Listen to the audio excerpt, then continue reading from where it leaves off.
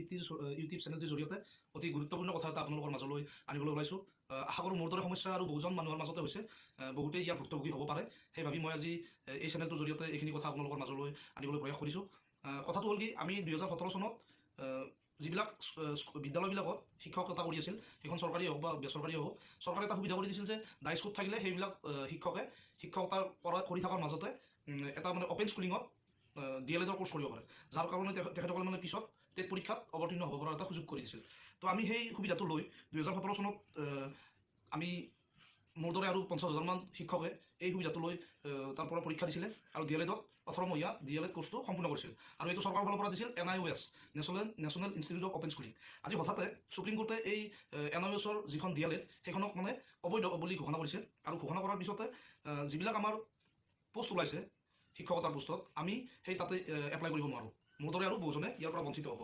এই সমস্যাটো আমি চৰকাৰৰ দৃষ্টিত আনিব লাগিব, কাৰণ সেই 18 মাহত আমাৰ বহুতখিনি ধন খৰচ হৈছে আৰু আমাৰ বহু মূল্যৱান সময় আমি ইতিমধ্যে আমি দি দিছিলোঁ কোৰ্চটোৰ নামত। আৰু তাৰপিছত আমি ধুনীয়াকৈ 2019ত যিটো টেট পৰীক্ষা, এতিয়ালৈকে যিমান টেট পৰীক্ষা হৈছে 2019ৰ দৰে টেট পৰীক্ষা কেতিয়াও টান হোৱা নাই। আৰু তাতে আমি মাত্ৰ কিবা 9% ষ্টুডেণ্টেহে মানে আপোনাৰ শিক্ষকে এই পৰীক্ষাটোত উত্তীৰ্ণ হৈছিল LPৰ ক্ষেত্ৰত। কিন্তু সেই 9%কটো গোটেইবিলাকক চৰকাৰে এপইণ্টমেণ্ট দিয়াটো বেলেগ কথা, আজিলৈকে কোনো সুবিধা কৰি নিদিলে। বৰঞ্চ আজি এটা ইয়াৰ ডিৰ ফালৰ পৰা এখন নটিচ আহিছে যে DLEDত যিবিলাক NIOS DLED কৰিছিল সেইবিলাকে আৰু কোনো ধৰণৰ টেটৰ এক্সামৰ টেটত পাছ কৰিলেও কোনো ধৰণৰ শিক্ষকৰ এপইণ্টমেণ্ট ওলালে তাতে এপ্লাই কৰিব নোৱাৰে। এইটোতো আমাৰ কাৰণে পূৰা এটা মানে চৰকাৰ আৰু আমাৰ সন্মানীয় কোৰ্টে আমাক দুয়োপক্ষই আমাক হেঁচি ঠেলি এই ব্যৱস্থাটোৰ পৰা আমাক আঁতৰাব বিচাৰিছে। ইয়াৰ বাবে আমি একগোট হৈ NIOSৰ NIOSত যিবিলাকে শিক্ষকতা কৰি যিবিলাকে DLED লৈছিল, আমি সকলোবোৰ লগ হৈ ইয়াৰ বিৰুদ্ধে মাত মতা অতি প্ৰয়োজন হৈ পৰিছে। কাৰণ আমাৰ সময় আৰু সেই যদি এই কোৰ্চটো উপযোগী নহয়, চৰকাৰৰ ফালৰ পৰা এইটো কোৰ্চ কৰিবলৈ কিয় সুবিধা কৰি দিয়া হৈছিল, সেইটো এটা আজিৰ দিনত বহুমূলীয়া প্ৰশ্ন।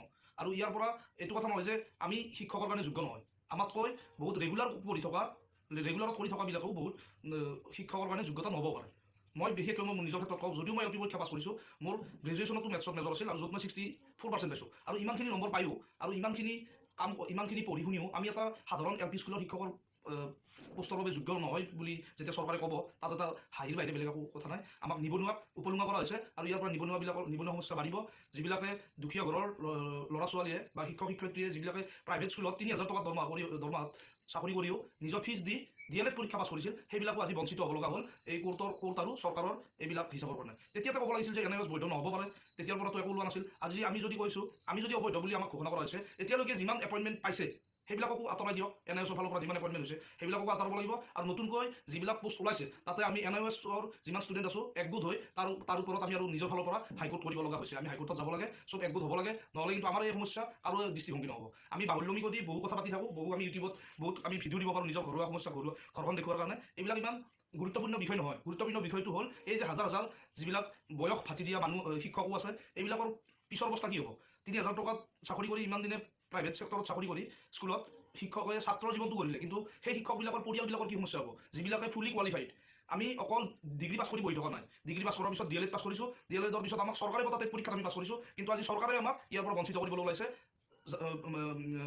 কোৰ্টৰ এটা ৰায়ৰ বাবে, সুপ্ৰিম কোৰ্টৰ এটা ৰায়ৰ বাবে। সুপ্ৰিম কোৰ্টক আমি ইয়াৰ জৰিয়তে সুপ্ৰিম কোৰ্টলৈ আমি আমাৰ পেটিশ্যন পঠাব লাগে, কাৰণ আমি একগোট হোৱাৰ বাহিৰে এতিয়া বেলেগ সমস্যা নাই। আৰু আমাক চবে হাঁহি আছে, আমি NIOSৰ যিবিলাক শিক্ষক আমাৰ কোনো যোগ্যতা নাই বুলি তেখেতসকলে ভাবে, কিন্তু যিবিলাকে চৰকাৰী যিবিলাকে ৰেগুলাৰলি কৰি আছে, মই দাখি ক'ব পাৰোঁ, মই বিশেষকৈ সেনেকুৱা শিক্ষকতকৈ বহুত ওপৰত আছোঁ। আমি সেইবিলাক শিক্ষকক পঢ়াব পৰা ব্যৱস্থা এতিয়াও আছে। এতিয়াও যদি আমাক ইংলিছ মিডিয়ামতো যদি ক'ৰবাত স্কুলত পঢ়াব দিয়ে, সেইখিনি যোগ্যতা যে আছে সেই কথাখিনি নিজে জানো। কিন্তু তাৰ কাৰণে বেয়া লাগিছে, NIOSৰ ষ্টাডি বুলি সকলোকৈ একগোট কৰা চেনেল আছিল, তেখেতে ৰাতিপুৱা ৰিগ্ৰেট কৰিছে যে NIOSৰ যিবিলাক DLED কৰা যিবিলাক শিক্ষকে বঞ্চিত হ'ল, তাৰ কাৰণে তেখেতে দুখ লগা বুলি এটা ৰাতিপুৱা তেখেতেই নটিচ দিছিল। আৰু আজি তেখেতে সন্ধিয়া কি দিয়ে যে NIOSৰ DLEDৰ পৰা নোহোৱা হোৱাৰ কাৰণে তেখেতসকলৰ কি সুবিধা হ'ল মানে। তো চাওক, এইবিলাক মানুহৰ বিপক্ষে আপোনালোকে কথা পাতক, এইবিলাক মানুহক দেখুৱাই দিয়ক তেওঁলোকৰ অকাত কি। তেওঁলোকে জাষ্ট নিজৰ এটা চেনেল খুলি বহুত জ্ঞানী বুলি ভাবি আছে, আৰু আমি বেকগ্ৰাউণ্ডত থাকোঁ, আমি ইমান ফকাছত আহিব নোখোজোঁ। কিন্তু যি এতিয়া সমাজৰ সমস্যা হৈছে, আমি সকলোৱে একমুখে কথা ক'বৰ কাৰণে ৰাইজৰ লগত আহিবলৈ মানে সময় আহি পৰিছে। যদি আমি এনেকুৱাকৈ চব কথাতে ঢিলামি কৰি থাকোঁ, চৰকাৰেও আমাক গুৰ মাৰি থাকিব, কোৰ্টেও কিবা কিবি নতুন ৰায় দিব। কালি ক'ব যে কালি কি মানে চান্স নাই নেকি? কালি এইটো ক'ব দিব পাৰে চৰকাৰে যে ৰেগুলাৰ কৰিলেও এইবিলাক নহ'ব, DLED কৰিলেও টেট নহ'ব, টেট পাছ কৰিলেও চাকৰি নহ'ব। তে আমি একেলগে চবেই লগ হৈ NIOSৰ যিখন চাৰ্টিফিকেট আছে সেইখন জ্বলোৱাৰ বাহিৰেতো বেলেগ উপায় নাই। লগত আমি কি কৰিব লাগিব, টেটৰ চাৰ্টিফিকেট আপোনালোকে ল'ব আৰু সেইখন জ্বলাব, তাৰে বাহিৰে কিন্তু বেলেগ উপায় নাই। আৰু আপোনালোকে শান্ত হৈ বহি থাকিলে এই বেলেগবিলাকে আমাক চান্স ল'ব আৰু এই চান্স ল'বৰ কাৰণে বেলেগক নিদিব। চব একগোট হওক। আৰু এইটো কথা নহয় যে এয়াই আপোনাৰ জীৱনৰ শেষ, মানে আপোনাৰ জীৱনটো শেষ হৈ গ'ল এনেকৈও নাভাব, ইমান ডিপ্ৰেশ্যনত নাযাব, কাৰণ ইয়াতকৈ আপুনি বহুত ভাল চাকৰিৰ বাবে যোগ্য আপোনালোক। তাৰে মাজতে কওঁ কিন্তু নিজৰ যোনটো অধিকাৰ সেইখিনিৰ কাৰণে কথা পাতিবৰ কাৰণে কাকো কোনো ভয় নকৰিব, চব একগোট হোৱাৰ এতিয়া সময় আহি পৰিছে।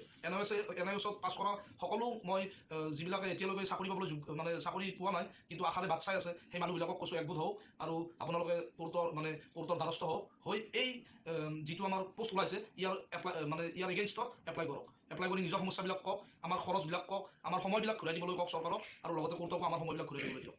ধন্যবাদ।